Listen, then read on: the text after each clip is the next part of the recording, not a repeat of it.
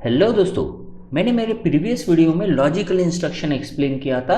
आज उन्हीं logical instruction का इस्तेमाल करके हम कुछ प्रोग्राम सॉल्व करने वाले हैं। यहाँ पर देखिए, ये जो प्रोग्राम है ये है टूस कॉम्प्लीमेंट ऑफ अ नंबर हमें फाइंड करना है। तो देखिए यहाँ पर प्रोग्राम कुछ इस तरह से है, find two's complement of a number stored in register R0 of bank zero. अब यहाँ पर मेंशन किया है कि हमें बैंक जीरो इस्तेमाल करनी है और उसमें का रजिस्टर R0 इस्तेमाल करना है। इसका हमें टूस कॉम्प्लीमेंट फाइंड करना है और जो रिजल्ट है उसे स्टोर करना है R1 of the same bank, यानी बैंक जीरो में के ही R1 में हमें इसका टूस कॉम्प्लीमेंट सेव करना है। तो बेसिकली देखिए, जब भी हमें टूस कॉम्प्लीमेंट इस्तेमाल करना पड़ेगा तब हमें यहाँ पर लॉजिकल इंस्ट्रक्शन इस्तेमाल करनी पड़ेगी, लेकिन इसी के साथ हमें यहाँ पर बैंक जीरो सिलेक्ट करना है। अब आपको अगर पता होगा कि PSW रजिस्टर यानी प्रोग्राम स्टेटस वर्ड रजिस्टर जो रहता है, इसमें हम जो रजिस्टर बैंक इस्तेमाल करते हैं ये वाली है बैंक ज़ीरो। इस केस में हमें बैंक ज़ीरो इस्तेमाल करना है और बैंक ज़ीरो अगर हमें इस्तेमाल करनी है तो हमारे पास यहाँ पर एक ऑप्शन रहता है, ये वाली जो दो बीट्स है। अब ये बीट है PSW रजिस्टर की, बीट 4 और बीट 3, ये दोनों के दोनों बीट्स हमें यहाँ पर जीरो करनी पड़ेगी। देखिए यहाँ पर RS1 का स्टेटस और RS0 का स्टेटस अगर हम 00 सिलेक्ट करते हैं तो ऐसे केस में हमें बैंक ज़ीरो सिलेक्ट करनी पड़ती है। अब हमें अगर ये ज़ीरो करना है तो उसके लिए सिंपल इंस्ट्रक्शन रहेगी हमारी CLR। तो देखिए सबसे पहले हम सिर्फ रजिस्टर बैंक सिलेक्ट करेंगे। देखिए यहाँ पर क्लियर करना है। हाँ, अब हमें यहाँ पर PSW रजिस्टर यूज़ करना है और उसका ये फोर्थ वाला बिट, इसीलिए मैं यहाँ पर लिखूँगा PSW। देखिए ये कैसे लिखते हैं, PSW यहाँ पर 0.4 लिखेंगे। तो इसका मतलब है जो PSW रजिस्टर है उसकी फोर्थ बीट जो है हमें क्लियर करना है। क्लियर का मतलब है ज़ीरो करना है, तो सिंपली ये बीट ज़ीरो हो गई। अब फिर से हमें जो थर्ड बीट थी PSW रजिस्टर की थर्ड बीट, उसको भी ज़ीरो करना है, इसीलिए मैं यहाँ पर लिखूँगा PSW 0.3। इसको भी हमने क्लियर कर दिया। तो ऐसे केस में हमारी रजिस्टर बैंक ज़ीरो सिलेक्ट होगी। अब हमें क्या करना है, हमें टूस कॉम्प्लीमेंट फाइंड करना है रजिस्टर R0 में के नंबर का। तो सबसे पहले अगर हमें टूस कॉम्प्लीमेंट फाइंड करना है तो हमें ये जो रजिस्टर R0 में का नंबर है इसको लेना पड़ेगा हमारे एक्यूमुलेटर में। इसीलिए यहाँ पर जो इंस्ट्रक्शन हम यूज़ करेंगे ये है डेटा ट्रांसफर इंस्ट्रक्शन, जिसमें मैं मूव करूँगा एक्यूमुलेटर में। कौन सा वाला डेटा, तो R0 पर का, तो इसीलिए मैं यहाँ पर लिखूँगा मूव A, R0। इसका सिंपल मीनिंग है R0 में का जो डेटा है ये यहाँ पर एक्यूमुलेटर में कॉपी करो। अब देखिए टूस कॉम्प्लीमेंट यहाँ पर रफ वर्क कुछ इस तरह से होगा। टूस कॉम्प्लीमेंट अगर आपको याद होगा तो टूस कॉम्प्लीमेंट यानी अगर हम वंस कॉम्प्लीमेंट +1 करते हैं तो इसको हम कहते हैं टूस कॉम्प्लीमेंट। वंस कॉम्प्लीमेंट +1 यानी टूस कॉम्प्लीमेंट होता है। तो हमें यहाँ पर वंस कॉम्प्लीमेंट सबसे पहले फाइंड करना पड़ेगा और उसके बाद टूस उसमें 1 ऐड करना पड़ेगा। तो वंस कॉम्प्लीमेंट यानी 0 का 1 और 1 का 0 करना है। इस केस में हमारे पास सिंपल इंस्ट्रक्शन रहती है कॉम्प्लीमेंट वाली CPL।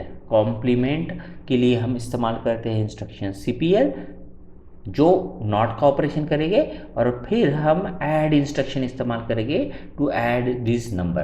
तो यहाँ पर देखिए हम यहाँ पर कॉम्प्लीमेंट लेंगे। कॉम्प्लीमेंट किसका, तो एक्यूमुलेटर का, क्योंकि हमने ये वाला जो डेटा है R0 में का ये एक्यूमुलेटर में ले लिया है। तो यहाँ पर कॉम्प्लीमेंट एक्यूमुलेटर कर देंगे तो सिंपली क्या हो जाएगा, A कॉम्प्लीमेंट्स, जो भी यहाँ पर नंबर रहेगा उसका कॉम्प्लीमेंट आ गया, यानी वंस कॉम्प्लीमेंट हमारे पास आ गया है। अब हमें यहाँ पर ऐड इंस्ट्रक्शन इस्तेमाल करनी है। हम ऐड इंस्ट्रक्शन इस्तेमाल करेंगे, add A,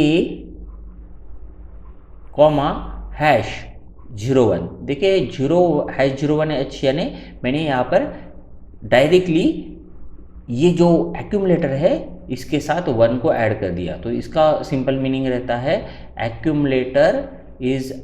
accumulator's content is added with +1 and the result is stored into accumulator itself। अब इसका जो ऑप्शन है, यहाँ पर कंपलसरी नहीं है कि हमें यही इंस्ट्रक्शन इस्तेमाल करनी पड़ेगी, इसका एक ऑप्शन हमारे पास अवेलेबल है। हम यहाँ पर INR यूज़ कर सकते हैं, इंक्रीमेंट एक्यूमुलेटर। यहाँ पर एक करेक्शन है, यहाँ पर हमें INR नहीं INC इस्तेमाल करना पड़ेगा, क्योंकि 8051 माइक्रो कंट्रोलर में ये INC रहता है, INC space A। Increment accumulator दोनों केस में ये जो एक्यूमुलेटर का कंटेंट है ये 1 से इंक्रीमेंट हो गया। अब सिंपली ये कॉम्प्लीमेंट हो गया, ऐड 1 हो गया, ये दोनों मिलके हमें यहाँ पर 2's कॉम्प्लीमेंट मिल जाता है, जो कि हमें एक्सपेक्टेड था। अब हमें क्या करना है, रिजल्ट जो है ये एक्यूमुलेटर में से लेके R1 रजिस्टर में स्टोर करना है। इसीलिए मैं यहाँ पर फिर से मूव इंस्ट्रक्शन इस्तेमाल करूँगा। मूव, यहाँ पर अब डेस्टिनेशन हमारा R1 है, R1, A, एक्यूमुलेटर का डेटा यहाँ पर कॉपी हो गया है रजिस्टर R1 में। सिंपली इसका मीनिंग ये होता है। और आखिरी में हम इसको एंड कर देंगे प्रोग्राम को, तो मैं यहाँ पर लिख रहा हूँ स्टॉप। SJMP आप इस्तेमाल कर सकते हैं या फिर AJMP भी इस्तेमाल कर सकते हैं, SJMP स्टॉप। तो इस तरह से ये एक प्रोग्राम हो गया है जिसमें हमने 2's कॉम्प्लीमेंट एक रजिस्टर बैंक में से नंबर लेके स्टोर किया है। और अब हमें अगर यही instead of using the internal memory, अगर हमें यहाँ पर एक्सटर्नल मेमोरी इस्तेमाल करते हैं 3000H, ये एक्सटर्नल मेमोरी है, और हमें अब नंबर 3001H में यहाँ पर रिजल्ट स्टोर करना है। तो ऐसे केस में हमें देखिए, जब भी एक्सटर्नल मेमोरी हम इस्तेमाल करते हैं तब हम DPTR इस्तेमाल करेंगे, तो इसीलिए यहाँ पर हम मूव यूज़ करेंगे। मूव, यहाँ पर हमें डेटा लेना है DPTR में,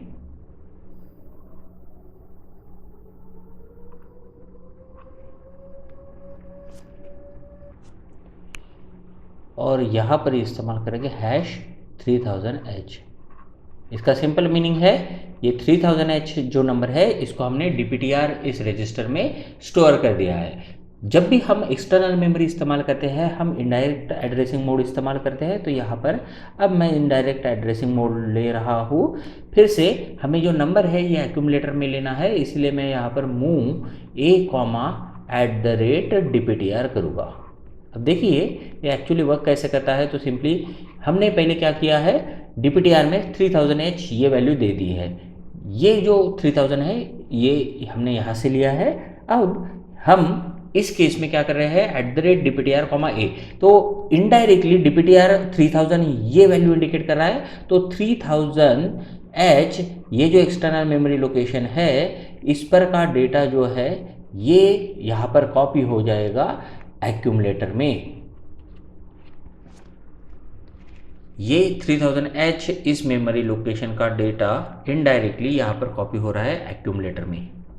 और यहाँ पर हम एक्सटर्नल मेमोरी इस्तेमाल कर रहे हैं, इसीलिए यहाँ पर आएगा MOVX ये इंस्ट्रक्शन यहाँ पर हम इस्तेमाल करेंगे for the external memory.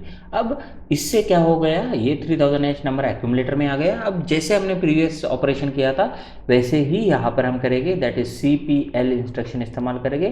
Complement accumulator कर दिया। अब हम यहाँ पर INR एक्यूमुलेटर कर सकते हैं, सॉरी यहाँ पर फिर से INC instruction for increment the content of accumulator. तो हमने कॉम्प्लीमेंट ले लिया एक्यूमुलेटर का और फिर इंक्रीमेंट कर दिया। तो यहाँ पर 1's कॉम्प्लीमेंट +1 कर दिया, तो 2's कॉम्प्लीमेंट हमें मिल गया।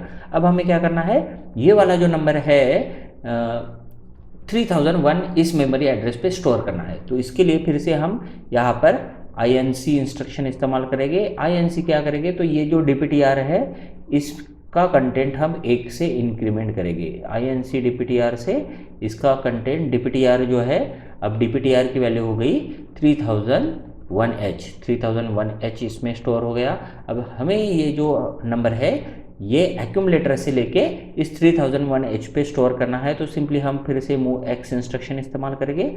MOVX @DPTR हम पहले यूज़ करेंगे, @DPTR, और इसके बाद हम इस्तेमाल करेंगे एक्यूमुलेटर। तो एक्यूमुलेटर का कंटेंट जो है अब 3001 इस मेमोरी एड्रेस पे कॉपी हो गया। अब हमें क्या करना है, जस्ट प्रोग्राम को स्टॉप। तो स्टॉप SJMP स्टॉप। तो इस तरह से हम यहाँ पर टूस कॉम्प्लीमेंट ऑफ नंबर फाइंड कर सकते हैं दो अलग अलग तरीके से। एक में हमने रजिस्टर बैंक इस्तेमाल की और दूसरे में हमने यहाँ पर एक्सटर्नल मेमोरी एड्रेस इस्तेमाल किया।